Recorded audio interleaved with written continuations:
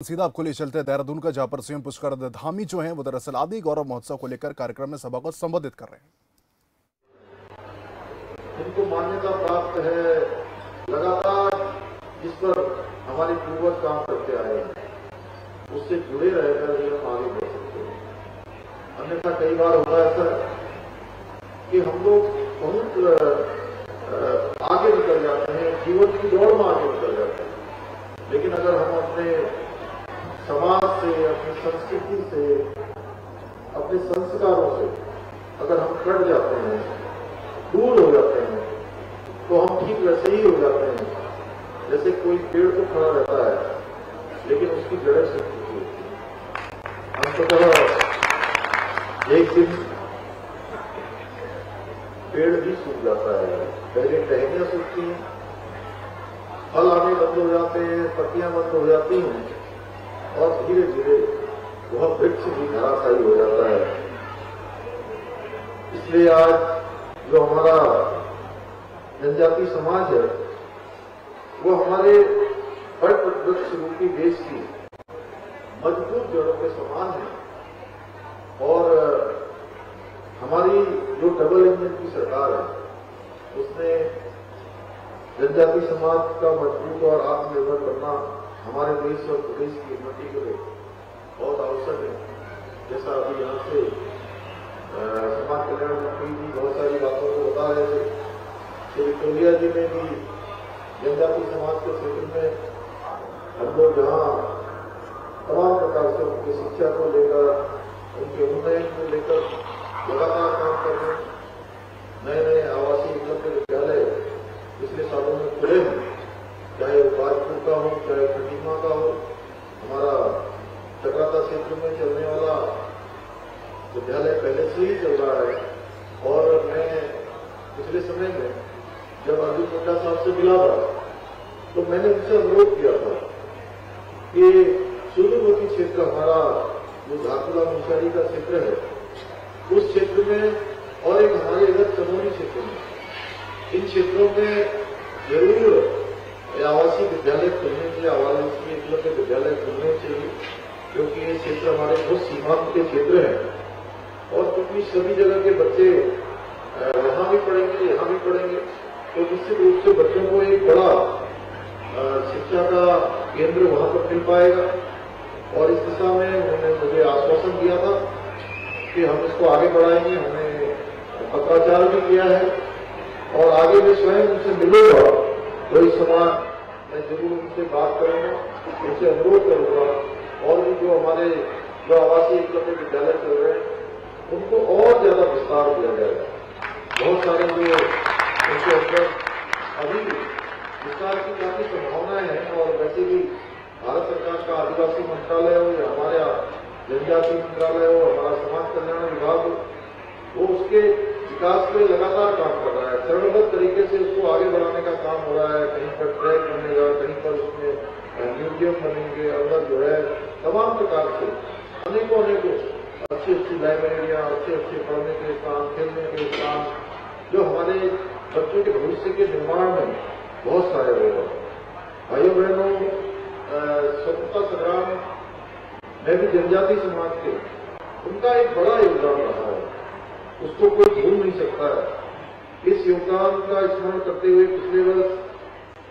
आदरणीय प्रधानमंत्री जी ने प्रत्येक वर्ष की 15 नवंबर को जनजाति गौरव दिवस के रूप में मनाए जाने की घोषणा की थी और हमारी सरकार ने पिछले वर्ष ओएनजीसी में इस कार्यक्रम को बहुत धूमधाम से मनाया था। आज भी प्रातःकाल से मैं दूसरी बार इस कार्यक्रम में सम्मिलित हुआ हूँ। प्रातःकाल जो है आज बड़ी शोभा यात्रा निकली और मुख्यमंत्री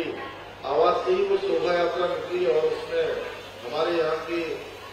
जहाँ पांचों जनजाति समाज के लोग, चाहे वो भोटिया जाति के हों, चाहे भाऊ जनजाति के हों या बक्सार के हों, राजी हों या जौसार के हों, सभी लोग अपने अपने वेशभूषा में अपने पारंपरिक जो उनके पहनावा था उसमें आकर उन्होंने अपने अपने उसका प्रदर्शन किया और सब लोगों ने बड़ा शानदार हर्षोल्लास के साथ ही मनाया जा रहा है।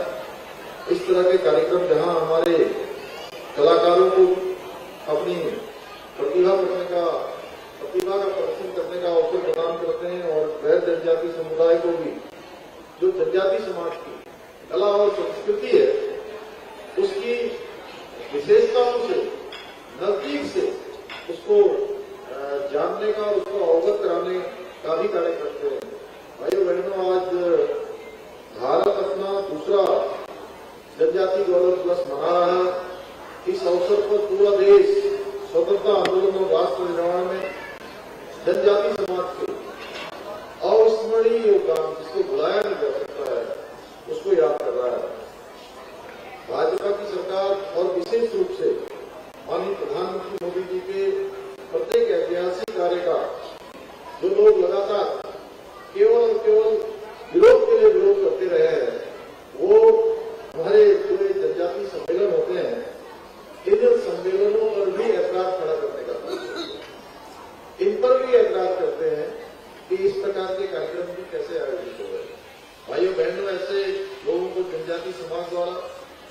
नव भारत निर्माण में जो जनजाति समाज का एक बड़ा योगदान है, उस योगदान का उनको भान नहीं है, उनको उसकी जानकारी नहीं है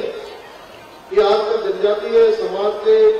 राष्ट्र निर्माण में किए गए योगदान की जानकारी से देश को लगातार उसको जो असली जो तथ्य थे उन सब तथ्यों से दूर रखा गया,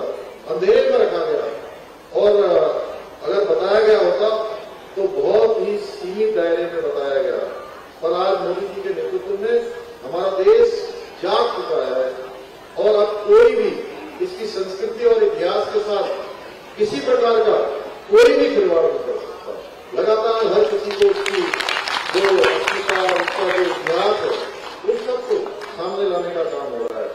हमने आजादी के नायकों की भूली बिस्ती वीर गाथाओं को देश के सामने लाना है। यह संकल्प माननीय प्रधानमंत्री जी का, इसको हम सबको पूरा करना है। यह हमारा कर्तव्य भी है कि जिन्होंने देश की आजादी में, देश के स्वतंत्रता संग्राम में अपने प्राणों का बलिदान दिया है, अपने समाज को संघर्ष में लगाया है, उसी का परिणाम है कि आज हम आजाद भारत में रह रहे हैं और भारत की आजादी का अमृत महोत्सव होने जा रहे हैं। हम आदिवासियों द्वारा किए गए जो आदिवासी जनजाति समाज के द्वारा किए गए जो बलिदान है, महान बलिदान है, कभी भूल नहीं सकते। भाइयों बहनों, 2014 से पहले जो सरकार आदिवासी समाज को आगे बढ़ाने के लिए आवश्यक राजनीतिक इच्छा शक्ति की कमी थी, जिसके बारे में मैंने अभी आपसे चर्चा करी है, और उन्होंने आदिवासी समाज के हितों पर कोई ध्यान नहीं दिया। ये सरकारें केवल दिखावे करती, केवल कुछ अवसरों पर आदिवासी समाज के लिए विकास की बातें किया करती थी, परंतु जब से मोदी जी देश के प्रधानमंत्री बने हैं, आदिवासी समाज के विकास के लिए तमाम प्रकार के